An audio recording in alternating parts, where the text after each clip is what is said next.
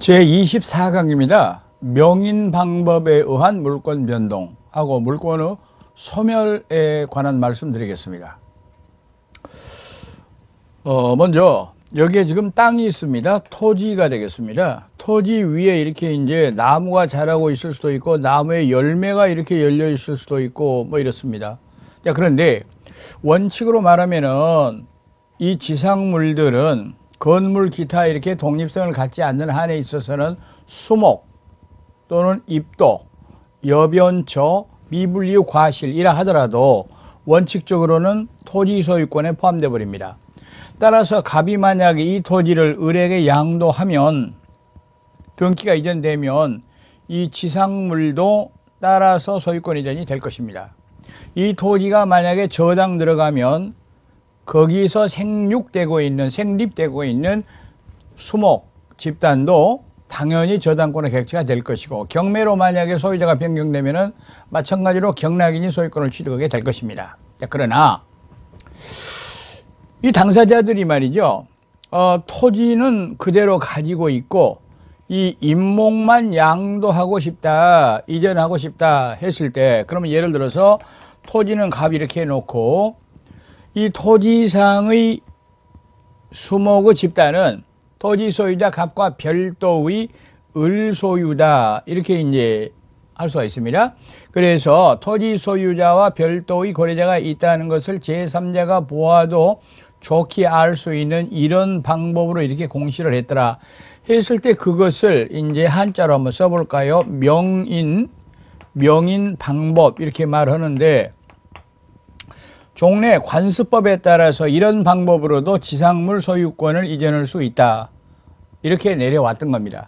따라서 부동산의 등기, 동산의 인도 외에 임목이라든지 미분류 과실 등의 지상물에 관하여는 명인 방법이라는 제3의 관습법상의 공시 방법이 인정되고 있다, 이렇게 말씀드릴 수가 있겠습니다.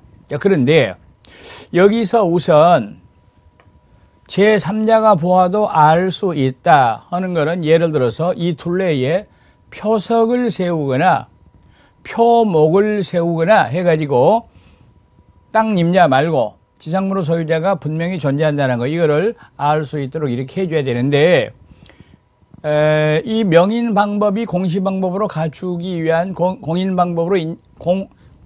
방법으로 인정되기 위한 첫 번째 요건은요, 특정성입니다.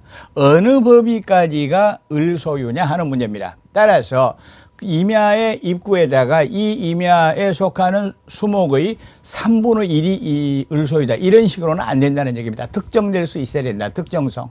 여러분 우리 알고 있지 않습니까? 특정물이어야 물권의 객체가 될 수 있다라는 얘기입니다.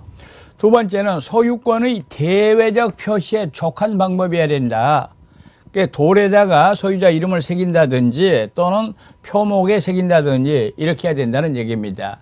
자, 판례에 따르다 보니까 강제 집행에 있어서 법원은 집행관이 이 임목, 임야에 있는 이 나무에 대한 강제 집행을 하기 위하여 임야의 그 소유권 확인 판결에 기해 가지고서 이 임야에 대한 집행 개시 결정이 있었다 라는 팻말을 이렇게 제3자가 보아서 알 수 있도록 했다면 그것도 명인 방법이 될 수 있다라는 판례가 있습니다. 교재에 소개되고 있는 판례입니다. 그리고 두 번째로는 공시 기능을 하자면 이와 같은 방법이 계속돼야 된다, 계속성을 가져야 된다. 그런데 처음에는 팻말을 세워가지고 그럴듯하게 을소유라고 돼 있었는데 시간이 경과함에 따라서 소유자 이름이 이렇게 빗발해가지고 또는 퇴색해가지고 알아볼 수 없게 됐다면 공시 기능을 상실한다, 소유권 공시를 못한다, 이렇게 볼 수 있습니다. 그리고 여기에서 공시될 수 있는 것은 가장 대표적인 것이 여러 그루 나무, 좀 어색합니다만 수목의 집단 이렇게 되죠. 그리고 거기에 있는 떨어지지 않고 달려있는 미분류 과실입니다. 과실은 익어서 떨어지면은 동산이 돼버립니다. 그러나 여기서 주의하실 것은 임목법에 따라서 경제적 가치가 있는 이 임목을 등기했을 때, 이때는 등기로 그 권리관계가 공시되기 때문에 그거는 명인 방법의 대상이 될 수 없다 이렇게 봐야 됩니다. 그런데 판례는 그 외에도 입도, 서 있는 벼를 말합니다. 상엽 등등이 여기에 해당될 수 있다라고 얘기를 합니다. 그러면 여기서 명인 방법으로 공시될 수 있는 권리는 뭐가 있을까? 우선 첫째가 소유권에 관한 것이다. 그래서 소유권의 이전과 유보가 될 것이다. 다시 말하면은 갑이 땅은 가지고 있고 지상물만 을에게 이전한다든지 또는 지상물은 가지고 있고 토지만 이전한다든지 이렇게 될 것이다. 따라서 주의할 것, 저당권, 질권 이런 것들은 명인 방법으로 공시될 수가 없습니다. 왜 그런가? 저당권은 아주 정밀한 공시가 필요합니다. 채권 액수라든지 채권자의 주소, 성명이라든지 이런 거를 정밀하게 공시할 기능을 명인 방법은 갖추고 있지 않기 때문이다. 한 가지 더 주의할 것. 따라서 소유권의 이전 유보이기 때문에 양도담보는 명인 방법으로 공시될 수 있다는 거 확실하게 두시기 바라겠습니다. 명인 방법도 하나의 공시 방법이라 그랬습니다.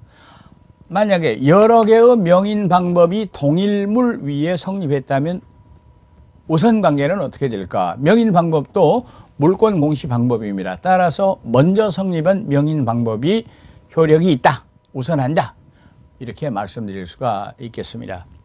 다음으로 물권의 소멸에 대해서 좀 보시겠습니다. 우선 먼저 물권의 소멸 사유에 대해서 좀 보시겠습니다. 물권의 소멸 사유 중에서 우선 첫 번째 들 수 있는 것이 목적물의 멸실을 들 수가 있겠습니다. 목적물의 멸실, 이거는 사건에 해당되는 거죠. 사람의 의사작용과는 상관이 없다는 얘기입니다. 예를 들어서 지진이 났다, 그래가지고 파괴돼 버렸다, 가옥이. 또 예를 들어서 얘기하면은 화재가 나가지고 건물이 전소돼 버렸다든지 또는 폭격을 맞아 버렸다든지 또는 포락이란 말도 있죠. 꺼져 들어가 버렸다, 바다 밑바닥, 강 밑바닥이 돼 버렸다라는 거. 그리고 예를 들어서 말하면은 재개발 재건축을 위해서 철거시켜 버렸다, 이런 거 모두 멸실이 되겠습니다. 멸실은 사건이고 절대적 소멸에 해당된다라는 건 더 말할 필요가 없겠습니다. 다음으로 가다가 소멸시효가 되겠는데, 물권 중에서 소유권은 소멸시효에 안 걸립니다. 그리고 점유권, 그리고 유치권 이런 것들은 소멸시효에 걸리는 일이 없습니다. 자, 그리고 한 가지 우리가 여기서 확실하게 둘 것은 질권이나 저당권과 같은 담보물권도 담보물권 자체만으로는 소멸시효에 걸리지 않는다는 거 확실하게 두시기 바라겠습니다. 여러분, 담보물권의 부종성 때문에 피담보 채권이 만약에 소멸시효에 걸려서 소멸하면은 부종성 때문에 담보물권도 소멸한다. 그 말은 두말할 필요가 없습니다. 그러나 피담보 채권이 존속하는데 담보물권만 시효로 말미암아서 소멸한다, 이런 현상은 있을 수가 없다라는 거 유념하시기 바라겠습니다. 다음으로 포기가 있습니다. 포기는 법률 행위, 단독 행위가 되겠습니다. 앞에 거는 사건이었었죠. 포기, 이거는 단독 행위가 되겠습니다. 따라서 포기로 말미암아서 물권이 소멸되자면은 포기의 의사표시 플러스하기, 등기, 부동산 물건이라면 등기라든지 또는 점유를 포기하는 이런 일까지 있어야 될 것이다 라는 얘기입니다. 다음으로 공용징수도 소멸사유에 해당한다. 공용징수에 대해서는 잠깐 좀 말씀드리겠습니다. 187조 얘기할 때 공용징수, 공용수용이, 토지수용이 소유권, 권리, 취득사유라고 얘기했는데 여기는 또 왜 소멸사유라고 얘기를 하는가? 예를 들어서 말할 때 땅이 이렇게 있습니다. 이게 갑소유였어요. 그런데 소위 말하는 공익사업을 했습니다. 도로를 논다든지 공익사업을 해가지고 협의 매수가 안 되니까 국가나 지방자치단체가 강제적으로 소유권 취득을 했을 때 갑의 입장에서 보면은 물권 소멸 사유가 될 것이고, 국가나 자치단체의 입장에서 보게 되면, 공공단체 입장에서 보면은 물권은 취득이 될 것입니다. 여기서 제가 한 가지 더 말씀드린다면, 이렇게 해가지고 공용징수에 의해서 가부 소유권이 소멸된다면 이 토지상에 있는 제한물권은 전부 다 소멸됩니다. 예를 들어서 지상권, 예를 들어서 말하면 전세권, 저당권 전부 다 소멸되고 그건 전부 직권으로 말소하게 된다라는 얘기입니다. 단 제한물권은 전부 다 말소가 되고 소멸이 되는데 수용되는 토지를 위한 지역권, 수용되는 토지 상의 지역권은 소멸, 수용되는 토지를 위한 지역권은 그대로 존속한다라는 것도 여러분 알아두시면 되겠습니다. 다음으로 혼동이 있다. 여기서 혼동은 사건에 해당되는데요.